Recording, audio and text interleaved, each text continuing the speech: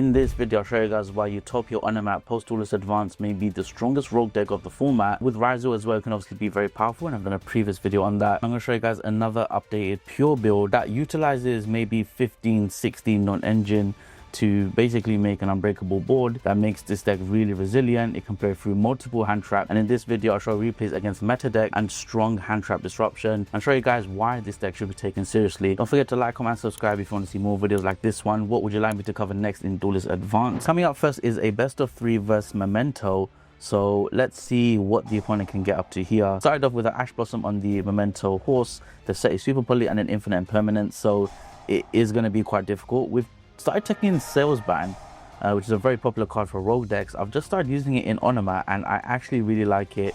We do get hit with the Imperm on the Goblinberg, but we search for the Onomat to pick up. Because Salesman declared Drawn on Lockbird, we can play as much as we want.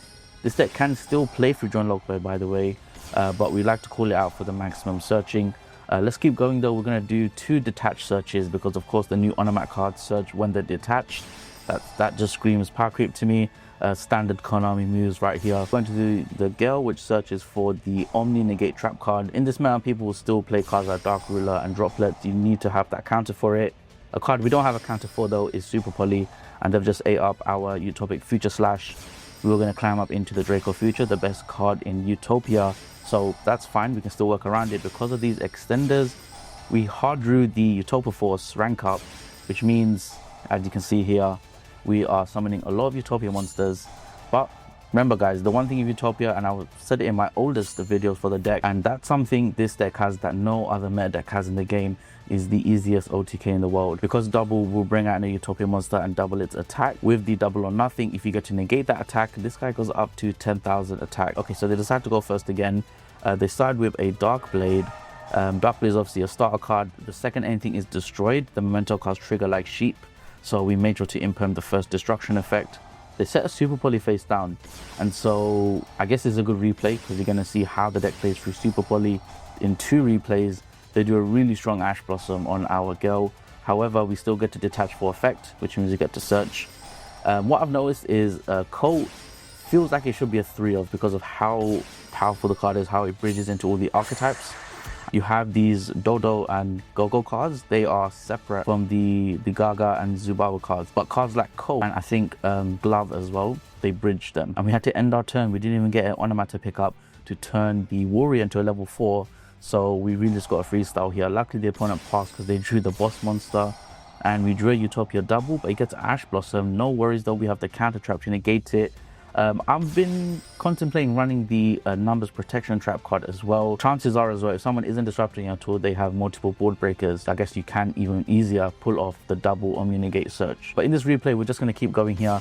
We've gone for a rank up into Prime, which gives us 4 materials, which gives us Dragonar detached to summon the Leo Utopia Ray. The spell card will attach as a material, which is really strong. They have life points, I believe. No, we normal summoned the Saber. Because we didn't know on this turn, we tributed the Warrior, which is really clutch. Now we have 2 monster negations set up for us. We can also summon the Harbinger, which by the way gets an upgrade in the next Battles of Legends set. And so against a spell trap card deck, you might want to play number S38. They do a strong Typhon here, but guys, even though Typhon has locked out our negations, the Saber has one of the best negations in the game. It's similar to the Angelic Ring in Infinable, where you can negate a monster effect on resolution. And it goes through things like Typhon, which I think is really, really important. I think we're just going to call the mascot of the channel, Cherubin, as the Salesman target, even though it doesn't have any effects.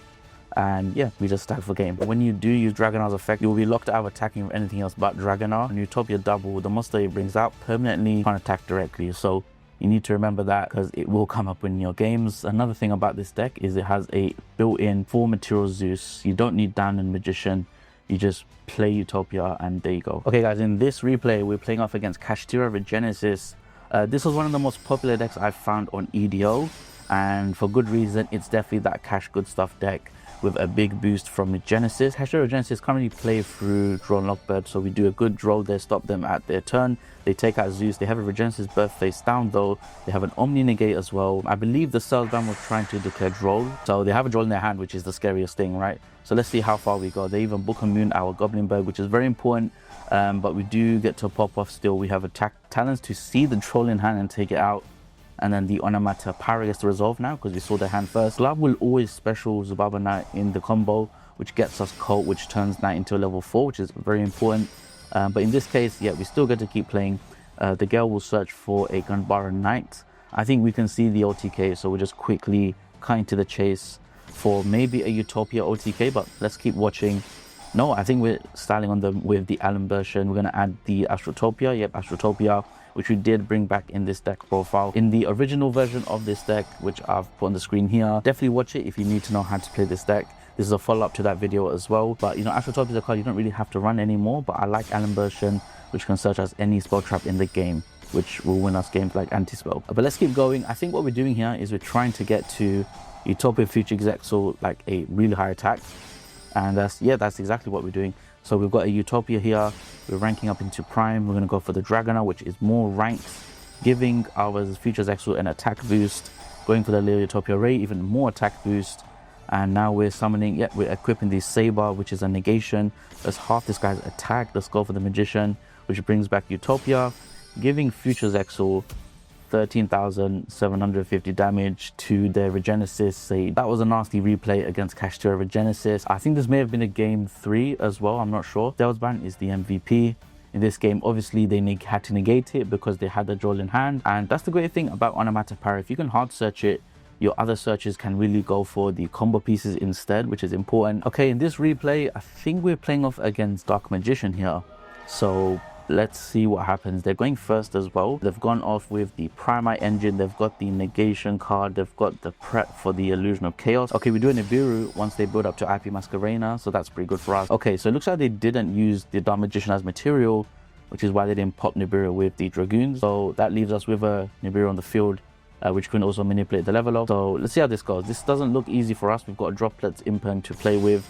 We've got a Warrior on field. We send Glove as cost. Glove specials because Warrior's on the field. They do an Imperm on the Glove, which is quite nasty. We do a cross out on the Imperm, Droplets on the Chain Resolution to make sure Glove gets negated.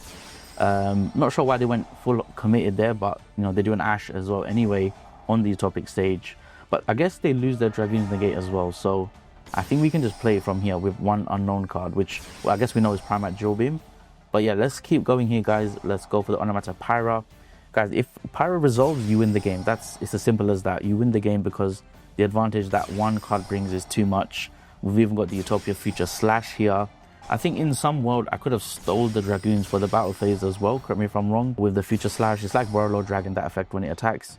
But yeah, we're just going for more Utopia plays. We're going for a Dragoner with the Utopia Double. For the longest time, I was contemplating whether or not to take out Utopia Double to save space, but just like I said before, this is why we keep it in. We've gone for an OTK. Like I said, we did the Onomat pickup. We changed Nibiru to a level 4. Okay, guys, so that was the last replay. Let's go to the deck profile. Let me show you what we're playing with, the new updated version. This is what you can expect to be seeing and playing against when the deck releases. So this is my deck profile for Utopia Onomat Post-Duelist Advance. We're running 3 Goblinberg as the starter card of the deck. If you really care about starter cards, you should also run the Goblin Searcher. This happens to be a Goblin card, so it can be searched. We've got 3 of the Warrior. This might be the most important card of the deck. It's still the 1-card combo. Similar to my last video, definitely still go check that out. These cards, you could say, are 1-card full combos. If you get disrupted, that's fine. We have other ways to search the pieces. So yeah, max these cards out. What I've done is I've split up the Onomat names into, I guess, sub-archetypes. So we've got the Dodo and Gogo cards here. So Gigas will special summon itself if you special a Gogo from grave. We've added this into the deck so that Warrior can send the Glove to grave and the Goblin can special the Gigas from grave. These are really clutch extenders, so that's why I've kept them in the deck, and I think they're really worth it. You could run second Glove, I guess, but I like that Gigas is another body we can bring back. One Knight, this card can be a brick because you need to reveal a Gargaga monster, but in the combo, and if you get disrupted midway by like a Super Poly or Nibiru, this special effect will be dead because there's nothing to reveal. We've got one Knight. I think this card should be run as a 1-of. We don't want any normal summons in the deck clogging up. But this card is also a 1-card start. I can search the Cult, which is probably the secret best Utopia card actually. Can't believe I'm saying that. That's the secret best one. Maybe after Warrior actually, and then it becomes a level of what it searches. Unfortunately, all these Yubaba monsters are rubbish, so you got to always search the cult, which is fine because again, this is the bridge for the whole archetype. Again, when detached, it'll search for a Gagaga monster, which helps us bridge into, usually this will be the Onomatopoeia, but sometimes it will be the Knight as well. For the combo, check out my previous video. You need to learn that combo, guys. That is what to expect playing Utopia. But quickly, Goblin when detached will search for a Dodo monster, which is usually Warrior. If we've already searched the Warrior, that's fine. We can always search for the Utopic Onomatopoeia.